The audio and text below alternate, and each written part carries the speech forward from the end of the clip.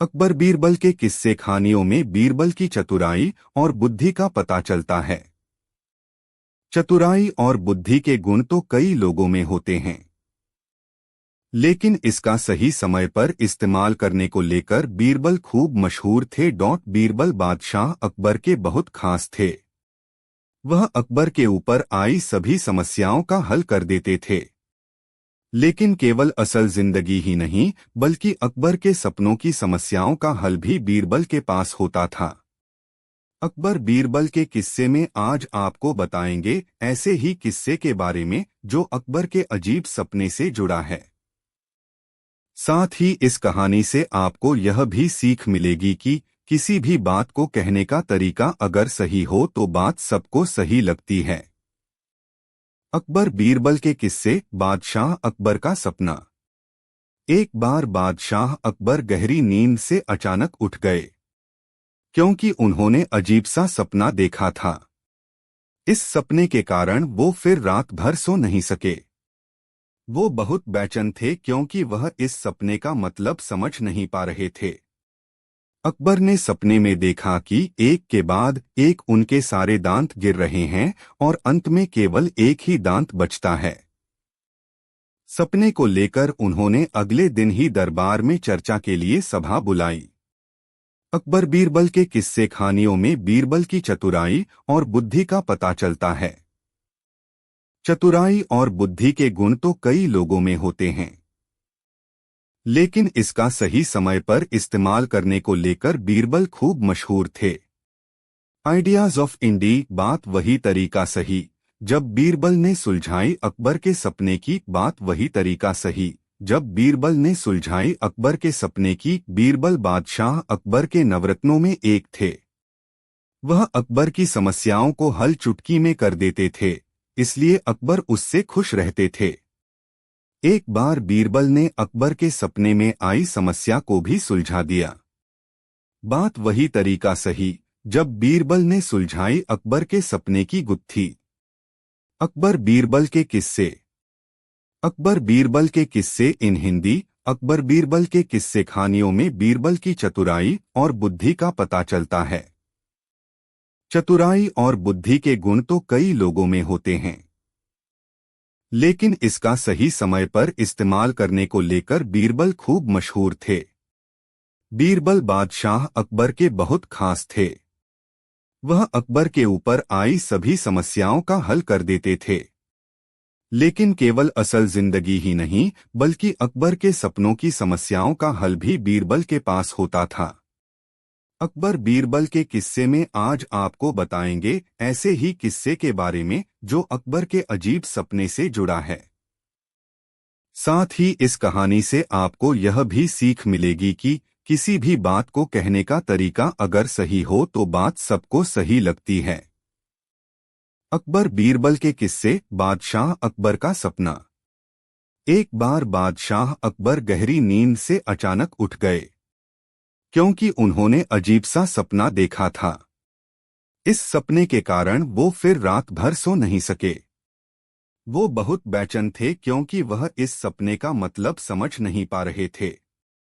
अकबर ने सपने में देखा कि एक के बाद एक उनके सारे दांत गिर रहे हैं और अंत में केवल एक ही दांत बचता है। सपने को लेकर उन्होंने अगले दिन ही दरबार में चर्चा के लिए सभा बुलाई। सभा में अकबर ने अपने सभी खास दरबारियों को बीती रात के सपने के बारे में बताया और इसके लिए राय मांगी। सभी ने उन्हें इस सपने लेकर किसी ज्योतिष से बात करने की सलाह दी। इसके बाद अकबर ने दरबार में विद्वान ज्योतिषों को बुलवाया। अकबर ने उन्हें भी अपने सपने के बारे में बताया और इसके मतलब के बारे में पूछा। सभी ज्योतिषों ने आपस में विचार विमर्श किए और फिर अकबर से कहा कि जहांपना, इस सपने का अर्थ यह है कि आपके सभी रिश्तेदार आपसे पहले ही मर जाएंगे। ज्योतिषों की बात पर आया अकबर को गुस्सा। ज्योतिषों की बात सुनकर अकबर को बहुत गुस्सा आया और उन्होंने सभी ज्योतिषों को दरबार से जाने का आदेश दे दिया। जब सभी ज्योतिषी चले गए तब अकबर ने अपने खास बीरबल को बुलाया। उन्होंने बीरबल को भी अपने सपने के बारे में बताया और कहा कि तुम्हारे अनुसार इस सपने का मतलब क्या है। बात वही तरीका सही। बीरबल ने कहा, हुजूर, मेरे हिसाब से आपके सपने का मतलब यह है कि आपके सभी रिश्तेदारों में आपकी उम्र सबसे लंबी होगी और आप उन सभी से अधिक समय तक जिएंगे। बीरबल की बात सुनकर अकबर बहुत खुश हुए। दरबार में मौजूद सभी सोचने लगे कि बीरबल ने भी तो ज्योतिषों की ही बात को दोहराया, फिर अकबर इतने खुश क्यों हो गए। इतने में बीरबल ने दरबारियों से कहा कि देखो, बात वही थी, बस कहने का तरीका अलग था। इसलिए किसी भी बात को हमेशा सही तरीके से सामने रखाना चाहिए, तभी वह बात सही लगेगी। एक दिन की घटना है कि बादशाह अकबर और बेगम दोनों भोजनोपरांत बाग में झूला झूलते हुए सानंद गपशप लड़ा रहे थे। अचानक बेगम की ऊर्ध्ववायु खुली, जिससे बादशाह बहुत चिढ़ गया और बेगम को तुरंत महल से बाहर निकल जाने की आज्ञा दी। बेगम शहर से बाहर एक बाग में कैदी की सूरत में नजरबंद कर दी गई। बादशाह अकबर को वही धुन सवार थी। दूसरे दिन जब सवेरे दरबार लगा तो बादशाह ने सभासदों से पूछा, क्या कभी तुम लोगों को भी अधोवायु निकलती है? अधोवायु निकलने के कारण बेगम का दंडित होना सब पर विदित था। इस कारण एक स्वर से सभी ने इनकार कर दिया और उस दिन का दरबार समाप्त हुआ। जिस दिन की यह बात थी, उस दिन बीरबल किसी सरकारी काम से बाहर गया था। इसलिए जब कई दिन पश्चात वह लौटा तो बादशाह ने वही प्रश्न बीरबल से भी किया। भला बीरबल कब चूकने वाला था? वह झट बोला, पृथ्वीनाथ, जिस तरह से अन्य लोगों को अधोवायु होती है, उसी तरह मुझे भी होती है। बीरबल के इस उत्तर से बादशाह बहुत नाराज हुआ और उससे बोला, वाह, खूब अच्छे रहे। इस सभा में ऐसा एक भी आदमी नहीं है जिसे अधोवायु सरती हो, फिर तुम्हें कैसे सरने लगी? जब यही बात है तो तुम दरबार से बाहर चले जाओ और जब तक मैं तुम्हें आने की आज्ञा न दूं, कदापि न आना। बीरबल हाजिर जवाब था। उसे उत्तर प्रत्युत्तर करने में हिचकिचाहट नहीं होती थी, परंतु मौका देखकर काम करना बुद्धिमानों का काम है। बादशाह अकबर को अपने ऊपर बहुत नाराज देख वहां से वह तत्काल बाहर चला गया। बेगम को नजरबंद हुए जब बहुत दिन हो गए तो एक दिन उसने अपने नजरबंदी के कष्टों से उबकर बीरबल को बुलवाया और उससे आजिजी कर बोली, बीरबल, आपकी मदद के बिना मेरा उद्धार नहीं हो सकता। कोई तरकीब निकालकर मुझे इस निविड़ कैद से मुक्त करो। मेरा जीवन असंभव हो रहा है। बीरबल ने कहा, दूसरे की वकालत वही कर सकता है जो निर्दोष हो। मैं तो खुद ही तुम्हारे दोष में शामिल हूं। तुम्हारी मदद कैसे कर सकता हूं? यह भी पढ़े, जानिए बीरबल की बेटी ने कैसे निकाला बैल का दूध, जिससे उड़ गए अकबर के होश। बैल का दूध। बेगम बीरबल को भली भांति जानती थी, अतएव उसकी बात बीच में ही काटकर बोली, बीरबल, तुमको मैं भली भांति जानती हूं। मेरा दृढ़ विश्वास है कि चाहे बादशाह अकबर तुमसे भले ही नाखुश हों, परंतु उनको मना लेना तुम्हारे बाएं हाथ का खेल है। बेगम की इस युक्तिसंगत बात को सुनकर बीरबल खुश हो गया और उसने कार्यसाधन के निमित्त 10,000 रुपए की मांग पेश की। उसे तत्क्षण 10,000 की थैली समर्पण की गई। बीरबल ने घर पहुंचकर एक सुनार को बुलवाया। वह अपने काम का बड़ा पक्का था। बीरबल उसको रुपए की एक थैली देकर बोला, सेठ जी, मुझे मोती मंडित सुवर्ण का एक जव की बाली दरकार है। इसलिए आप उत्तमोत्तम मोतियों को बाजार से संग्रह कर उन्हें सोने में इस प्रकार जड़ें कि देखने में हूबहू जव की बाली ही जान पड़े। सुनार कुछ कालोपरांत एक उत्कृष्ट बाली बना लाया। बीरबल उसे देखकर बड़ा प्रसन्न हुआ और उसे कुछ द्रव्य इनाम में देकर विदा किया। आप उस बाली को लेकर बादशाह के महल की तरफ चला। दरबार में पहुंचते पहुंचते आधा दिन ढल गया। पहरेदारों से अपने आने का संदेशा बादशाह के पास यह भेजा, पृथ्वीनाथ, मैं एक बड़े आवश्यक कार्यवश आपसे मिलने आया हूँ। यदि आज्ञा हो तो अंदर आऊं। बादशाह ने आज्ञा देकर बीरबल को दरबार में बुलवा लिया। बीरबल बादशाह के पास पहुंचकर नियम अनुसार सलाम कर बगल में बैठ गया और मोती उसके हाथ में देकर बोला, ग्रीब परवर। यह मोती का बीज एक बाहरी व्यापारी लेकर आया था, जिसे मैंने बड़ी कठिनता से प्राप्त किया है। इसमें एक खासियत यह है कि यदि कोई पाक साफ आदमी इसको अच्छी जमीन में बोएगा तो इसी के समान और बहुत से मोती पैदा होंगे। मैंने देखा कि यह काम सिवा आपके दूसरा कोई न कर सकेगा, अतएव आपकी सेवा में लेकर उपस्थित हुआ हूँ। कृपया इसको किसी अच्छी जमीन पर बो दीजिए, आपको आगे चलकर इससे बड़ा लाभ होगा। बादशाह ने उसकी बात मानकर तुरंत आज्ञा दी। बीरबल, इसके योग्य जमीन ढूंढकर सूचना दो। परवाने में यह भी लिखा था कि जिस जमीन को बीरबल इस कार्य के लिए पसंद करेगा, वह चाहे बड़े आलीशान मकानों से ही क्यों न सुशोभित की गई हो, तुरंत साफ करा दी जाएगी। बीरबल की कूब बन आई। उसने अपने पुराने वैरियों के मकानातों को ऑर्डर देकर तुरवा दिया। कितने लोगों ने तो बीरबल के आतंक से बचने के लिए बड़ी बड़ी रकमों की घूसें दी। पहले वह नाक भौं सिकोड़कर लोगों को टरकाता, परंतु जब न मानते और बहुत मिन्नत करते तो किसी से कम और किसी से बेस लेकर उनका मकान छोड़ देता। जब बीरबल को कासी रकम मिल गई तो बड़े बड़े महलों को गिरवाना बंद कर दिया।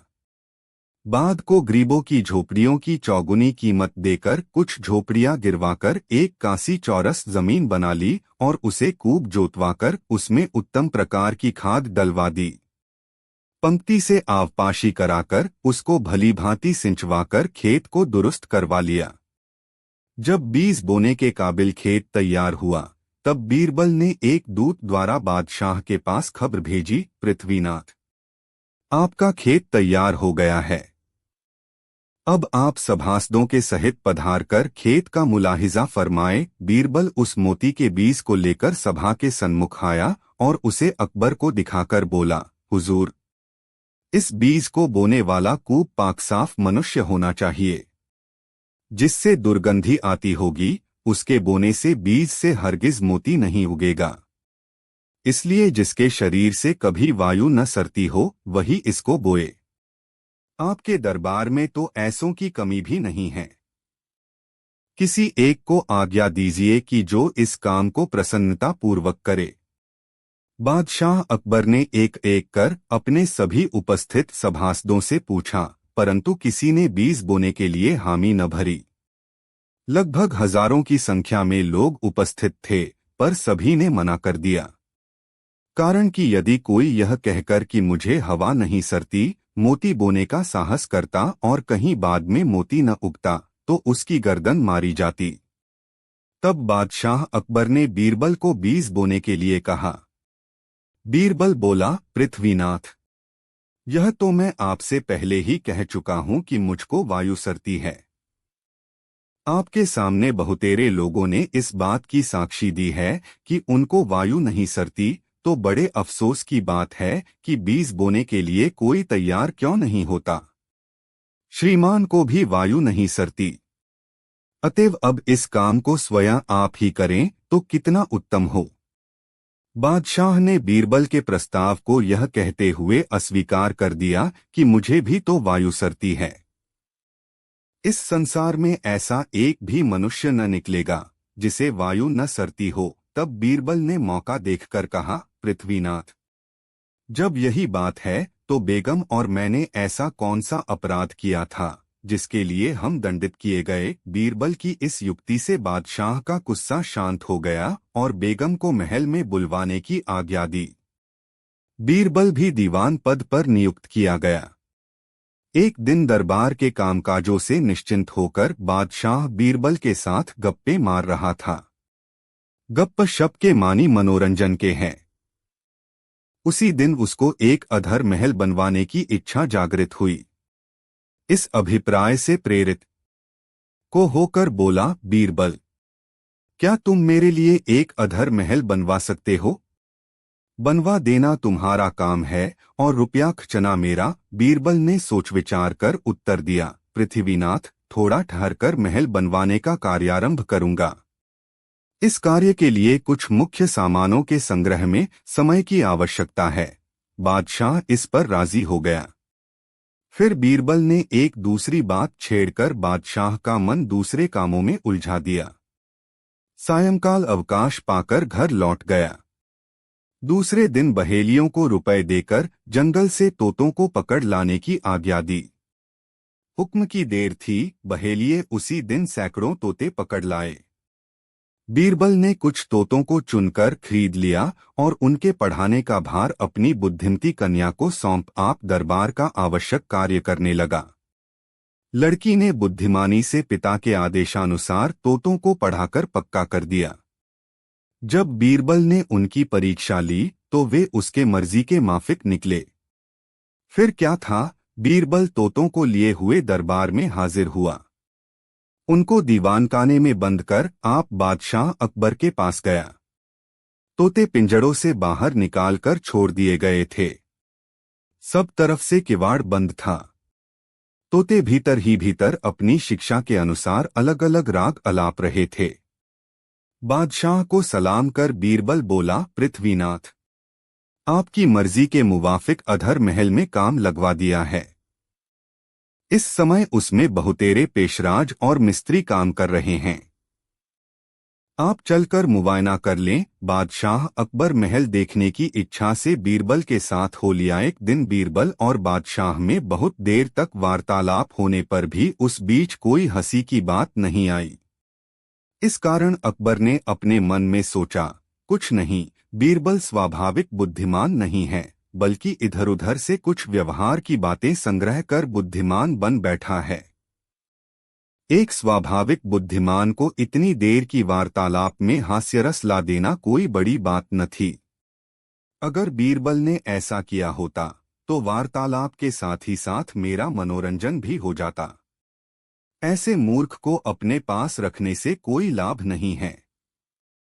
मन में ऐसी दृढ़ धारणा बनाकर अकबर प्रकट रूप से बोला, बीरबल, आज मुझे तेरी बुद्धि की थाह लग गई। बीरबल उड़ती चिड़िया की दुम पहचानने वाला व्यक्ति था। इतने ही उद्गार से उसे निश्चित हो गया कि बादशाह अकबर मनोरंजन चाहता था जो उसको अभी तक नहीं मिला। वह अकबर का संदेह समझ चुका था। बीरबल अकबर की बात काटकर बोला, पृथ्वीनाथ, अब मेरे शरीर में आपको बुद्धि का लेशमात्र भी नहीं दिखाई पड़ेगा। आप उसे क्यों कर देख सकेंगे? मेरी बुद्धि का निवास स्थान तो एकमात्र मेरा दिमाग है। यदि आप उसे देखने के लिए अकुला रहे हैं तो आपकी मंशा पूरी हो जाएगी। केवल पहले से पागल बन जाइए। इतना सुनते ही अकबर का संदेह दूर हो गया। वे संगति के प्रभाव से बहुत कुछ सुधर गए थे। वह उसके प्रति दुर्बुद्धि का प्रयोग करना उचित न समझकर चुप हो गए। इसीलिए कहा गया है कि अच्छी संगत से अच्छी और बुरी संगत से बुरी बुद्धि उत्पन्न होती है।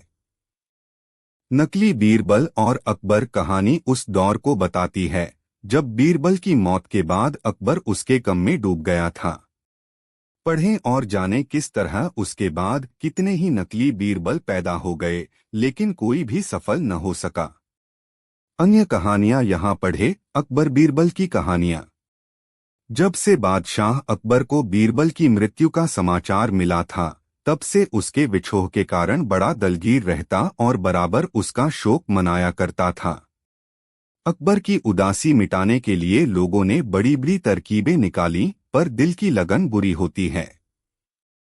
जब उपायों से कार्य सिद्धि न हुई तो करबारियों ने अष्टकौशल कर एक नई युक्ति सोच निकाली और कितने नागरिकों से कानों कान कहलाया कि अभी बीरबल जीवित है।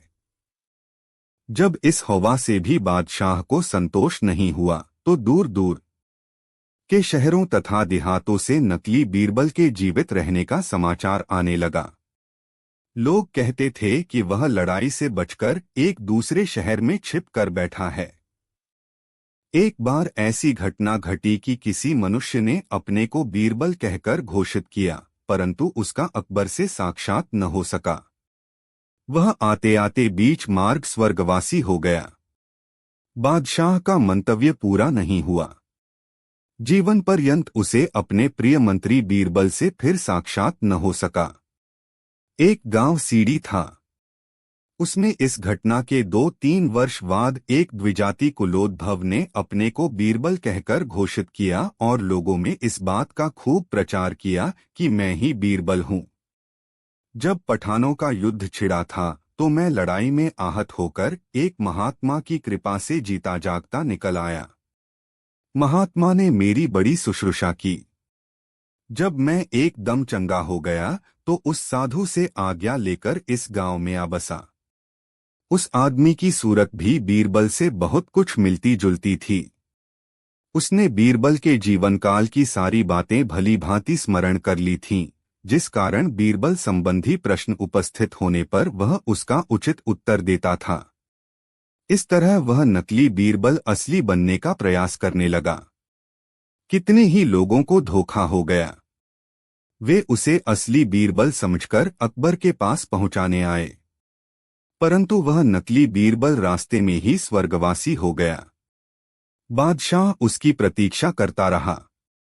ऐसी और भी कितनी अफवाहें अकबर के कान तक पहुंची, परंतु जब उनकी जांच कराई गई तो सारी बातें झूठी निकलीं। उसके गुप्तचर सच्ची खबर नहीं देते थे, जिससे कालांतर में उनका भेद खुल गया। अकबर दूतों के ऐसे विश्वासघात करने पर आग बबूला हो गया और उनको कठिन दंड दिया। 1305 शाम के 4:01 सुनील कुशवाहा 731811 बार की बात है। बादशाह अकबर बिस्तर से ही अपने सेवकों को पानी लाने का आदेश दे रहे थे। उसी समय बादशाह के कमरे के पास से कूड़ा साफ करने वाला सेवक गुजर रहा था। उसने जब देखा कि अकबर को प्यास लगी है लेकिन उनके आसपास कोई सेवक नहीं है, तो वो खुद ही बादशाह के लिए पानी ले गया। उस कूड़ा उठाने वाले सेवक को पानी लिए अपने कमरे में खड़ा देखकर अकबर चौंक गए, लेकिन उन्हें प्यास बहुत लगी थी। ऐसे में बिना ज्यादा सोचे समझे अकबर ने उसका लाया हुआ गिलास पकड़ा और पानी पी लिया। उसी वक्त अकबर के कुछ खास कार्यकर्ता उनके कमरे में पहुंचे। उन्होंने कूड़ा उठाने वाले सेवक को वहां देखते ही उसे कमरे से तुरंत बाहर जाने के लिए कहा। फिर उन्होंने कुछ देर बादशाह से बात की और वो भी उनके कमरे से चले गए। तभी कुछ देर बाद बादशाह अकबर का पेट खराब होने लगा। जैसे जैसे दिन ढलता गया उनकी तबीयत और बिगड़ गई।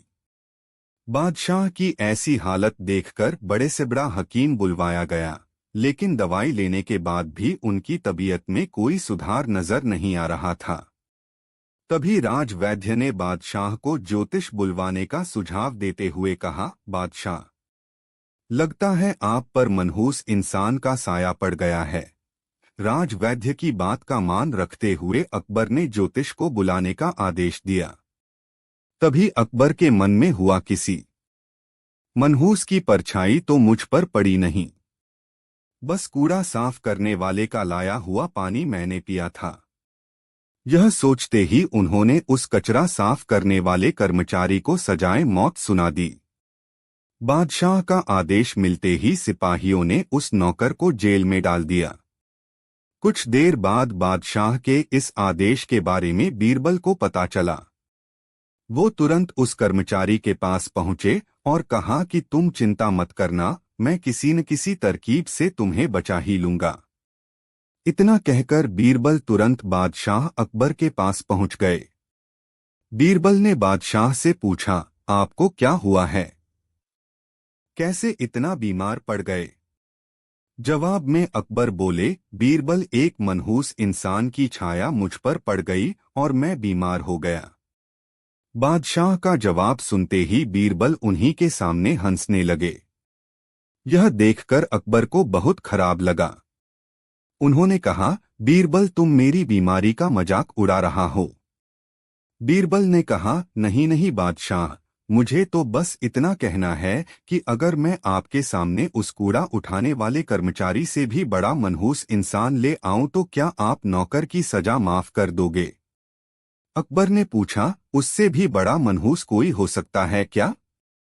चलो, तुम किसी बड़े मनहूस को ले आते हो तो मैं उस व्यक्ति को मुक्त कर दूंगा। तभी तपाक से बीरबल बोल पड़े कि महाराज, उससे बड़े मनहूस आप स्वयं ही हैं।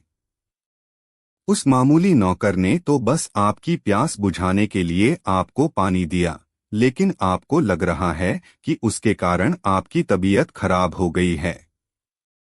उस बेचारे नौकर का तो सोचिए जरा, वो तो आपको पानी पिलाने की वजह से जेल में पहुंच गया। सुबह सुबह आपको देखने की वजह से उसका दिन तो छोड़िए, पूरा जीवन बर्बाद हो गया। अब कुछ देर में उसे मौत की सजा मिल जाएगी। अब आप ही बताइए, तबीयत खराब होना बड़ी मनहूसियत है या मौत की सजा मिलना?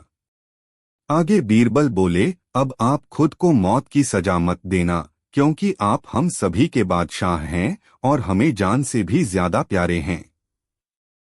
बीरबल की ऐसी बुद्धिमता वाली बातें सुनकर बीमार अकबर जोर से हंस पड़े। उन्होंने तुरंत ही सिपाहियों को कूड़ाकचरा उठाने वाले उस नौकर को जेल से रिहा करने का आदेश दिया। साथ ही साथ उसकी मौत की सजा भी माफ कर। किसी की भी बातों पर आकर फैसला नहीं लेना चाहिए और अंधविश्वासी तो बिल्कुल भी नहीं होना चाहिए। एक दिन एक व्यक्ति किसी की सिफारिश ची लेकर दरबार में नौकरी मांगने आया। बादशाह ने उसे चुंगी अधिकारी बना दिया। उस आदमी के जाने के बाद बीरबल बोले, यह आदमी चालाक जान पड़ता है, बेईमानी किए बिना नहीं रहेगा। अकबर को बीरबल की बात पर विश्वास नहीं हुआ। वे कहने लगे कि तुम्हें व्यर्थ लोगों पर शक करने की आदत हो गई है। बीरबल ने अकबर से कुछ नहीं कहा। थोड़े ही समय के बाद अकबर बादशाह के पास उस आदमी की शिकायतें आने लगी कि वह रिश्वत लेता है। अकबर बादशाह ने उसे नौकरी से निकालने की बजाय उसका तबादला एक मुंशी के रूप में घुड़साल में कर दिया, जहां किसी प्रकार की बेईमानी का मौका न था, परंतु मुंशी ने वहां भी रिश्वत लेना आरंभ कर दिया। उसने साइंसों से कहा कि तुम घोड़ों को दाना कम खिलाते हो, मैं बादशाह से तुम्हारी शिकायत करूंगा। इस प्रकार मुंशी प्रत्येक घोड़े के हिसाब से 1 रुपया रिश्वत लेने लगा। अकबर बादशाह को जब इस बात का पता चला तो उन्होंने उसे यमुना की निगरानी का काम दे दिया। वहां कोई रिश्वत बेईमानी का मौका ही नहीं था। लेकिन मुंशी ने वहां भी अपनी अक्ल के घोड़े दौड़ा दिए। उसने वहां नावों को रोकना आरंभ कर दिया कि नाव रोको, हम लहरें गिन रहे हैं। उसकी वजह से नावों को वहां 2-3 दिन रुकना पड़ता था। नाव वाले बेचारे तंग आ गए तो उन्होंने जल्दी जाने देने के लिए मुंशी को 10 रुपए देना आरंभ कर दिया। अब की बार शिकायत आने पर तंग आकर अकबर बादशाह ने मुंशी को नौकरी से निकल दिया और बीरबल की पारखी निगाहों की तारीफ की। गलत इंसान हमेशा गलत ही करता, क्योंकि उसके अंदर गलत नियत छुपी होती है। हमें इंसान को अंदर से परखना आना चाहिए, नहीं तो लोग बोलते कुछ और हैं और होते कुछ और। शाम हो गई थी। सारे दरबारी थक गए थे। बादशाह के चेहरे पर भी थकावट दिखाई दे रही थी। दरबार बर्खास्त करने की तैयारी हो रही थी। तभी एक सिपाही ने प्रवेश किया। क्या बात है अमीर? बादशाह ने पूछा। जहांपनाह, दक्षिण भारत से एक पंडित आपसे और बीरबल से मिलना चाहते हैं, सिपाही बोला। मगर क्यों? अकबर ने पूछा। जहांपनाह, उन्होंने आपकी बुद्धिमत्ता और बीरबल की सूझबूझ के बारे में काफी सुना है, इसलिए वह आपसे मिलना चाहते हैं। सिपाही ने निवेदन किया। तो फिर विद्वान पंडित को निराश करना उचित नहीं है। उन्हें आदर के साथ अंदर ले आओ, अमीर, बादशाह ने आदेश दिया। इसके बाद उन्होंने बीरबल से कहा, हम बहुत थक गए हैं बीरबल, इन पंडित जी से जरा जल्दी निबटना। तभी सिपाही पंडित जी को लेकर अंदर आ गया। अकबर तथा बीरबल ने पंडित जी का स्वागत किया। पंडित जी उनकी उदारता देखकर गदगद हो रहे थे। अकबर बोले, पंडित जी, आप बीरबल जी से प्रश्न पूछिए। पंडित जी ने ध्यान से बीरबल को देखा और पूछा, बीरबल, तुम 100 सरल प्रश्नों के उत्तर देना पसंद करोगे या एक कठिन प्रश्न का? बीरबल ने विनम्रता के साथ कहा, पंडित जी, 100 सवाल सुनने का समय बादशाह के पास कहाँ है? आप मुझसे एक कठिन प्रश्न है, पूछ लीजिए। तो ठीक है, तुम बताओ कि पहले मुर्गी पैदा हुई या अंडा? पंडित जी ने पूछा। बीरबल ने एक शब्द का उत्तर दिया, मुर्गी। पंडित चौंके। उन्होंने एक और सवाल किया, तुम यह कैसे कह सकते हो, बीरबल? माफ कीजिएगा पंडित जी, आप यह दूसरा प्रश्न पूछ रहे हैं, बीरबल ने पंडित जी से कहा। बीरबल के कथन से पंडित मुग्ध हो गए। उन्होंने कहा, मैंने बीरबल की जितनी प्रशंसा सुनी थी, उन्हें उससे ज्यादा ही बुद्धिमान पाया। अगले दिन राजा ने बीरबल को बुलाकर कहा, तुम्हें रानी को मजबूर करना है कि वह मुझसे माफी मांगे, वरना मैं तुम्हें तुम्हारे पद से हटा दूंगा।